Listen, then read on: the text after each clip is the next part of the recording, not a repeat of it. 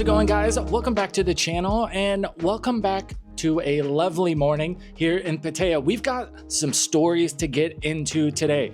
With a couple of them, actually, we're gonna go with a little bit of a change of pace. But we also have a couple of stories that I think are very important. You know, there's some lessons to be learned, I think, when people are coming into Thailand, lessons that I've learned myself the hard way, both in Thailand and at home. If there are any stories you would like to see us cover here on the channel, please feel free to drop them down there as well. Of course, I can't get to everything. I will do my best. If there's something you really want to see or hear about, please drop it down below. But let's get into our first story.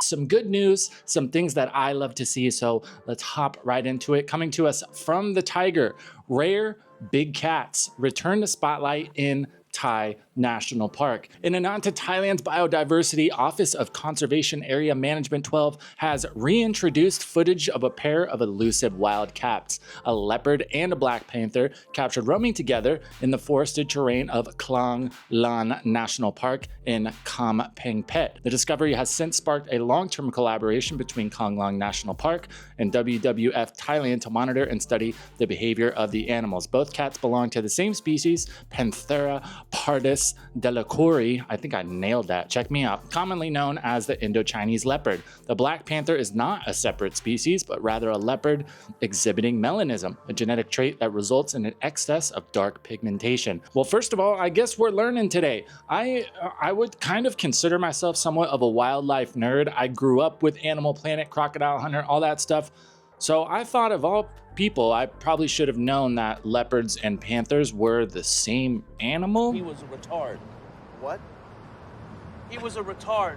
I guess I didn't. Maybe I learned that at some point and completely forgot it. But this is awesome. I love to see anywhere in the world, not just in Thailand, that species are on the rebound. And I love to see that Thailand, especially in the past 10 years or so, has been making tons of effort to protect their wildlife. It's some crazy statistic. I want to say it's like 40% of all animal species in the world can be found in Thailand. Huh?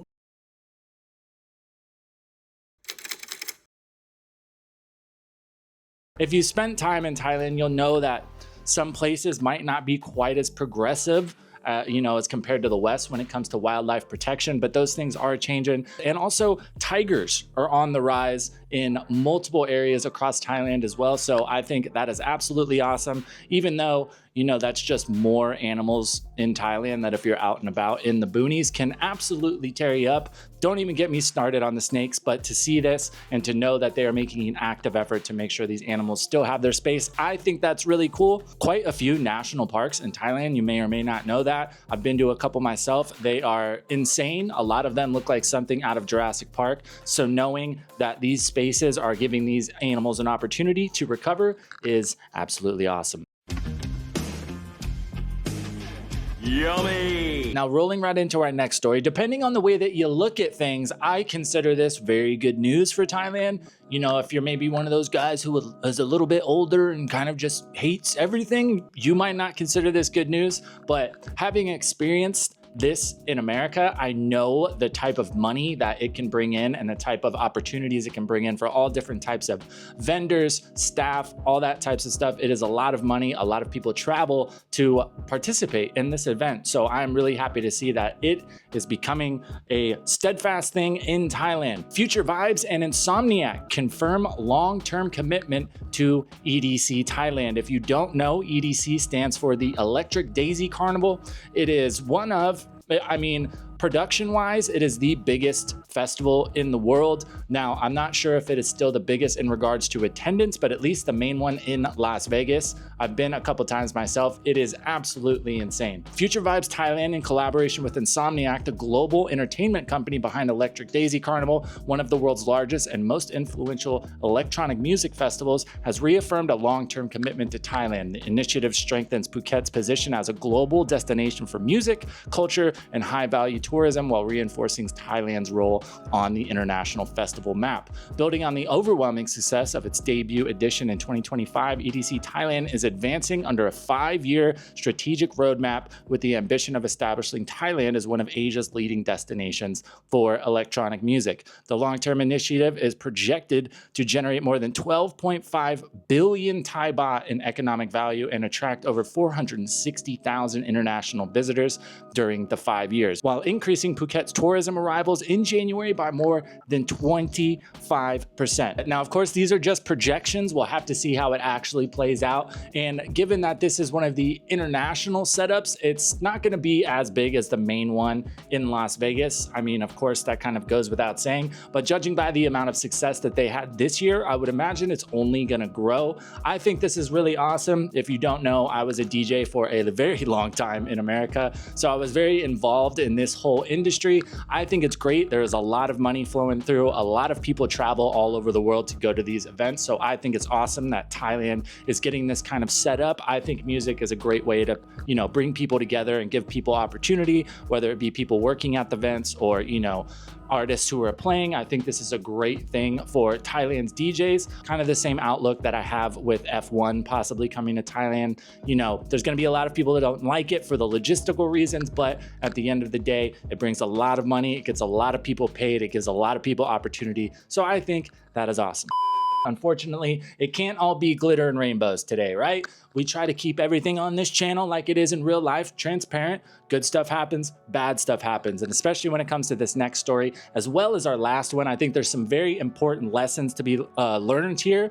And, especially when it comes to this next story, this hits pretty close to home for me because this is an industry that I was involved in for a long time. Coming to us from the Tiger, bridge collapses on truck and pickup in Samut Prakan, killing one. A pedestrian bridge collapsed onto a truck and pickup in Samut Prakan's Bangbo district this morning, December 18th, leaving one person dead and another seriously injured. Emergency services rushed to the scene after reports that a section of an overhead bridge had come crashing down onto the road, crushing vehicles beneath and halting traffic in all major lanes. At the scene, responders found the remains of the pedestrian bridge collapsed across the entire width of the road. A large trailer had been struck directly, its cab severely damaged with the driver trapped and critically injured. Rescue workers managed to free the driver who was pinned inside. Khalsad reported that a second vehicle, a pickup truck loaded with eggs, was also caught beneath the debris. The driver of the pickup was killed instantly and pronounced dead at the scene. Eyewitnesses told officials that the trailer appeared to have been driving normally until, without warning, its dump bed lifted up as it approached the bridge. Motorists behind the vehicle reportedly sounded their horns to alert the driver, but he failed to notice in time. The raised bed struck the bridge as the trailer passed underneath, causing the structure to collapse. I can't tell if it's just an actual dump truck like we have in the States, or it might be a trailer being pulled that also has that dump function. The video clip that I saw, the bed is already up, but from eyewitness accounts, they said he was driving and then the bed went up, the bed hit the bridge, and that's what caused it to fall. So I do have a CDL. I did drive trucks in America for a while. Now, granted, I never drove dump trucks, but from what I understand about how they work is it's a hydraulic system, because of course it needs to be strong enough to pick that up when it's fully loaded. Granted, I'm no engineer. I'm not really sure how that system could be accidentally activated. It's not like one of those things where if something broke, it would cause the bed to go up. The way that I understand, most hydraulic systems, if something breaks, that would cause it to lose pressure, and then that wouldn't make it go up. It has to increase the pressure to make it go up. So I don't know, maybe it was accidentally activated or something like that. It is super unfortunate that somebody was right next to the truck when that happened. It sounds like the driver that actually hit the bridge was okay, but the pickup truck next to him was killed instantly. Unfortunately, our condolences to them and that family. That is terrible situation. The one thing that I did learn a lot about is when it comes to securing loads and just road safety, what makes a truck as safe as it can be to be driving down the road. And granted, I'm not super versed when it comes to Thailand, but I'll tell you, driving down the road, I have seen some trucks and some stuff on trailers that gave me absolute anxiety. So one thing about it, I always say, like, traffic in Thailand is already crazy. If you're going to be on big roads where these trucks are driving, I highly advise just to keep your distance. Not saying that these drivers are incapable or anything like that, but You know, it's long hours, it's a big truck, it's hard to see. So I always advise giving them as much space as you can, especially when you're on these highways and stuff. You know, they're trying to get where they're going, they're trying to get paid, so things can get a little bit crazy. So stay safe out there. I would advise just giving these guys as much space as you possibly can. Now, in regards to our next story, I think there is a very important lesson here that a lot of us can learn from. Not only when it comes to traveling in Thailand, but when it comes to meeting new people in general, but especially in certain circles of travelers, or especially in Thailand, I think this is something that is very important to understand and remember, especially if you're going to be traveling by yourself. I understand when you're out and about by yourself, you want to make friends, you want people to hang out with. I totally get that, and I think that's a great thing to do. But just like when we talk about the safety stuff in Thailand, I think it's very important to not be completely ignorant to the possibilities, or, you know, be ignorant to understanding what you're actually doing. And I think this next story really harps on that. 3 foreign motorcyclists abandon injured friend and woman after crash in Phuket. 3 foreign motorcyclists fled the scene and abandoned their injured friend after running a red light and crashing into a Thai woman's motorcycle in Phuket this morning. The crash happened after 4 foreign motorcycles allegedly ignored a red traffic light while riding through the junction. The report stated that the Thai woman was injured in the collision. One of the foreign riders was also hurt. However, the injured foreign man was left behind at the scene after his 3 companions fled, apparently to avoid legal consequences. As of the latest update, the conditions of both the Thai woman and the injured foreign man had not been released to the public. The remaining foreign motorcyclists involved in the incident were still at large. So I think there's really 2 lessons we can learn here.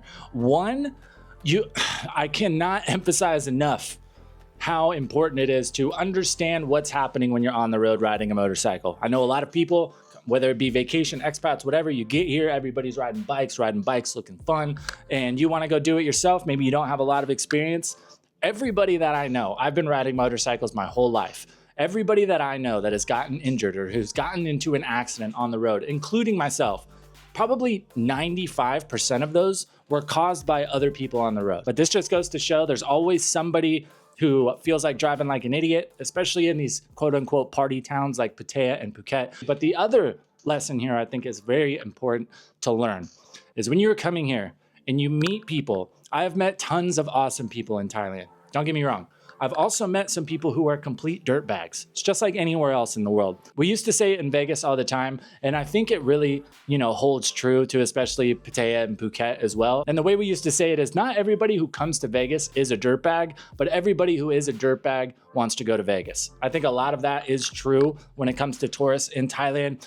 Essentially, you just got to be careful with who you're hanging out with. Now, if we're just talking, go out to the bar, have some drinks, go home, you know what I mean? Just like surface level friends, no big deal. But if you're going to be spending real time with people, or you're going to be in situations where you're possibly vulnerable, it's very important to understand that not everybody you meet in Thailand is going to be your friend. I've made this mistake myself. It can be easy to kind of think like, oh, I'm in Thailand for these reasons. This is I wanted to come here and experience a new culture, or I wanted to come here and try new food or see what it was like living overseas. It could be easy to think that everybody else you meet that has come here is kind of on the same wave as you. That is absolutely not true. There are some people who come to Thailand to just rip around on bikes and chase chicks and drink as many beers as they can and kind of just be degenerates. I don't judge, but when it's coming to the point where, hey, I'm gonna spend time with these people might be included in my life, I might be around these people at a time when I need help, like a situation like this where you're laying all busted up in the middle of the street and they take off out of fear of getting a ticket. Those people are not your friends. Just want to remind you guys of that. I think that is very important to understand is, vet everybody in Thailand just like you would with people that you're meeting in your home country. If you think it's possible that these people might, hanging out to dry or leave you when you need help or blame you for something that they did, just don't even waste your time. Just remember when you come to Thailand, you can absolutely meet people that are, on the same wave as you and are looking for the same experiences, but you're going to meet plenty of other people who aren't. Whatever type of friend you are to your true friends, hold everybody else to that same standard. If you would do things for this person that you don't think they would do for you, just cut them loose. That's my advice. I'm not your dad. Live your life. But I've made quite a few mistakes. So ideally, you don't have to make the same ones.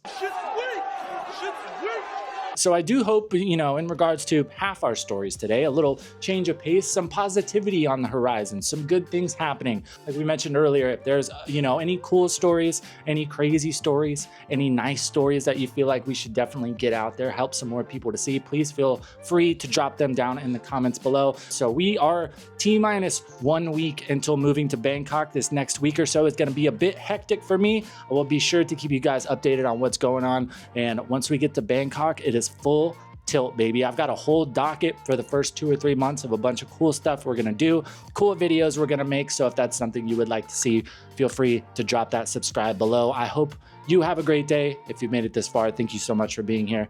See you guys in the next one.